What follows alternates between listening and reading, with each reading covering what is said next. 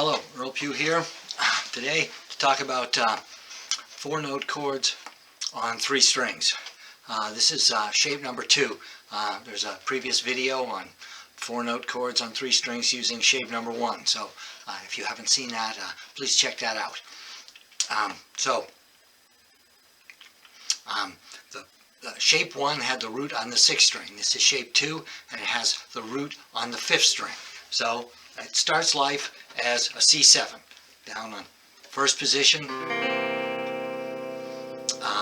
Now, the first thing we're going to do is we're going to throw out the doubles. So we need to figure out the name of the note on each string. So we've got a C, an E, a B flat, then another C, and another E. So we'll throw out the top 2 strings. So we're going to have a chord on strings 5, 4, 3. It's already an incomplete chord. There is no 5. C7 theoretically should have a 1, a 3, a 5, and a flat 7. We have a C, which is the 1. We have an E, which is the 3. And we have B flat, which is the flat 7. Now we're going to move our 3rd finger to the 6th string. Now we have the 5 on the bottom.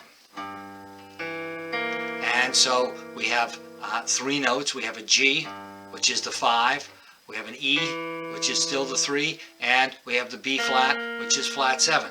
Now I'm going to refinger that.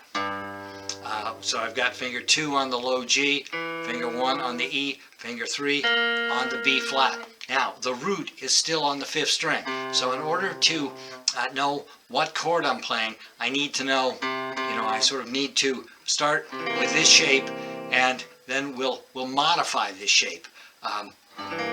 So even though we aren't playing the 5th string, the root is on the 5th string, so-called imaginary root chord. We've got 3 possibilities for notes on string 3. We have the B flat. We could play a B natural, or we could play an A. So if we have the B flat, we have a C7. If we raise the B flat 1 fret, 1 half step, up to B, we have a C major 7. Back to the C7.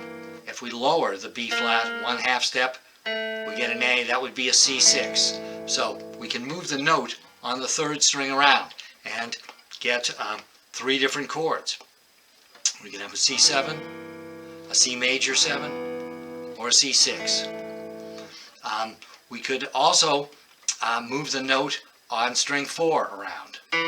We could play either an E or an E flat. So if we play the E note, we have a C, an E, and a B flat. We have a C7. If we lower the E to E flat, we've lowered the 3 to flat 3. So we now have a C minor 7. Now we could also modify the note on string 3. So if I play an A note instead of the B flat on string 3, I have a G, I have a E flat, and I have an A natural. That will be a C minor 6. We could also move the note on string 6 around. We'll do that in another lesson. For right now, we're just going to leave the natural 5 on the bottom.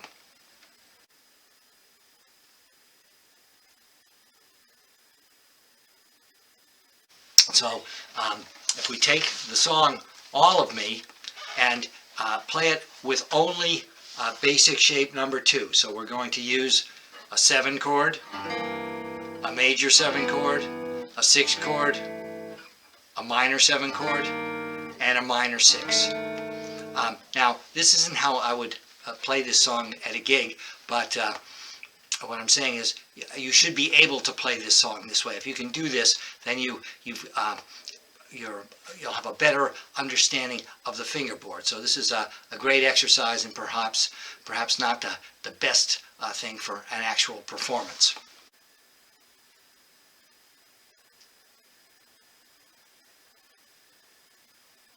Check out the chord chart for All of Me.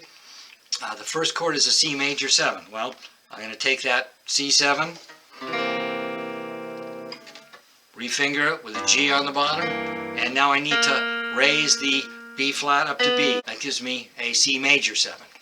The second chord is an E7, so I need to find the E7. Here's a C7, I count up string 5, C, D, E. So there's an E7, I refinger it, move the second finger down to the 6th string, so I've got the 5 on the bottom. There's my E7. Now,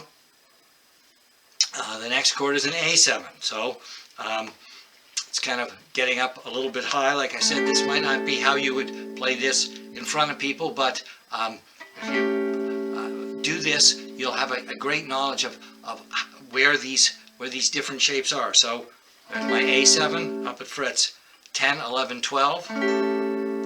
There's the A, refinger it, move the second finger, there's an A7. The next chord is a D minor 7. So I start with the C7, whole step higher is a D7, refinger it, move the finger. Now I need to make it this is a D7, I need a D minor 7, so I lower the note on the 4th string 1/2 step, there's a D minor 7. We're back to the E7 at frets 6 and 7.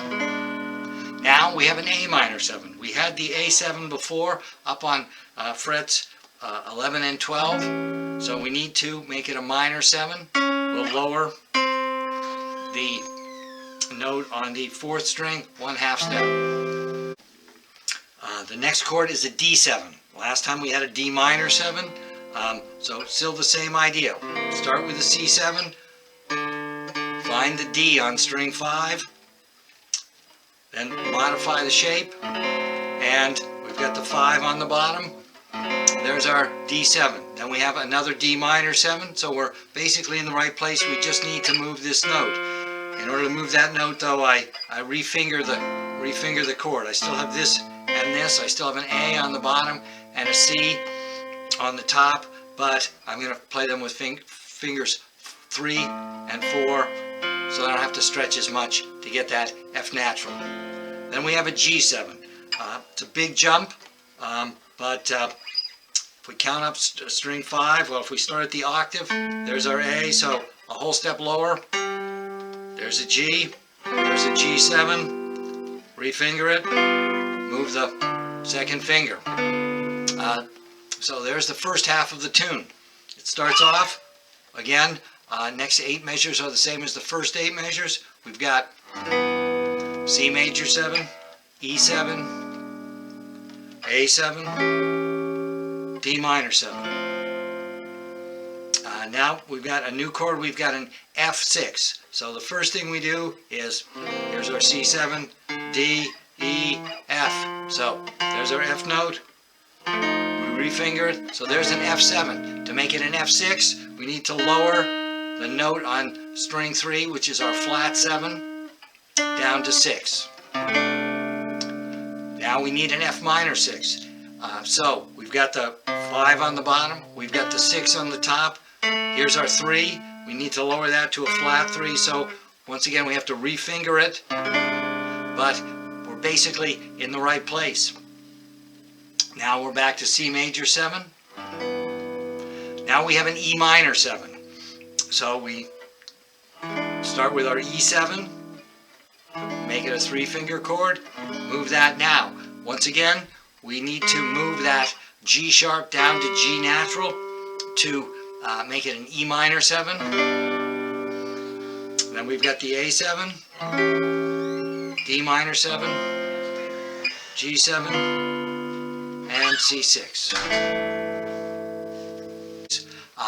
So I recommend that you mechanically go through this tune and find all the chords and just get comfortable with where they are, and then set a metronome and play these chords in time. And my recommendation is that you don't mix the chords from shape 1 and shape 2 initially. Get comfortable with the chord shape, either shape 1 or shape 2 by itself. Do the entire tune with this one shape. You're jumping all around, but this does really show you how far it is between the chords. When you mix the shapes, they end up being right next to each other, so you don't see how far apart they really are. Once you get comfortable with shape 1 and shape 2, then we can combine them, and so we'll do that in a future video. I hope you've had a good week, and I hope that this video gives you a little insight into 4-note chords on 3 strings, and also rootless chords. They've got a little bit of a different sound than a chord with the root, and the bass player will like it if you don't always play the root on every chord. So it's always good to to play with the other people in the band, not just at the same time. So try to give a little space to the bass player. Thank you very much.